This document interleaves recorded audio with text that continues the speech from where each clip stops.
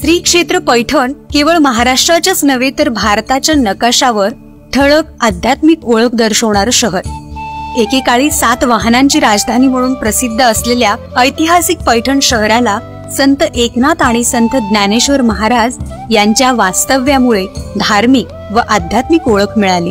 या ठिकाणी भरणाऱ्या नाथषष्ठी महोत्सवाला विशेष महत्त्व असून पंढरपूरच्या आषाढी एकादशीनंतर महाराष्ट्रातला हा दुसरा मोठा महोत्सव मानला जातो। या महोत्सवाला केवळ राज्याच्याच नव्हे तर देशाच्या कानाकोपऱ्यातून वारकरी भाविक आणि दिंड्यात दाखल होत असतात। शांतीब्रह्म संत एकनाथ महाराजांनी फाल्गुन वद्य षष्टीला जलसमाधी घेतल्याने तेव्हापासून या तिथीला नाथषष्ठी म्हणून महत्त्व प्राप्त झालं।